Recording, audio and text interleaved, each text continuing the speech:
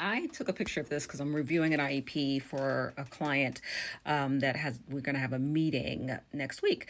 And when I talked to this client, this was a consult that I did, and she just hired me. They were talking about what happened at the IEP meeting and that they had requested a few things for their child.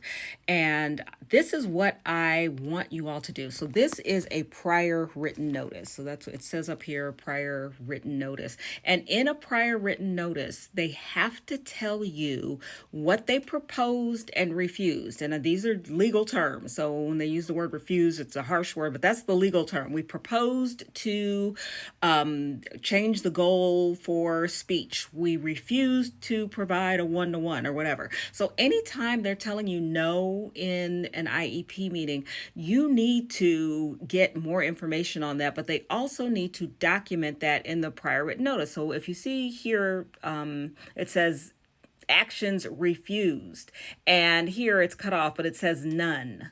And so they actually had a meeting where they requested something and the team refused it, but they didn't document that they refused it.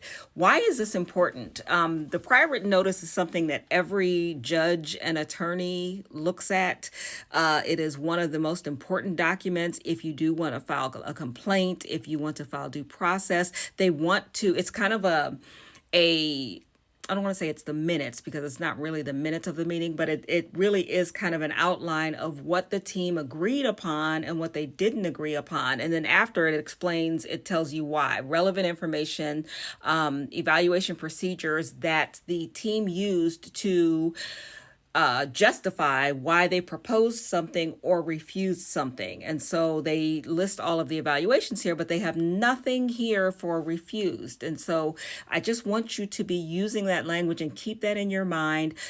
Some states call it the no rep, some states call it the PWN, some states call it the prior written notice or the written notice. Some states don't have an actual document that's labeled prior written notice. They will put it in the deliberations. I think in Texas they call it the deliberations, but what you basically want to say is, I want it documented in the minutes or the prior written notice that we're saying no to this particular thing that we're asking, and I want the explanation why in writing. And you want that because if you choose to go about it later, you don't want them saying, we never discussed this, we don't know what you're talking about, and you want them to also explain why they're saying no to it. Hope this helps.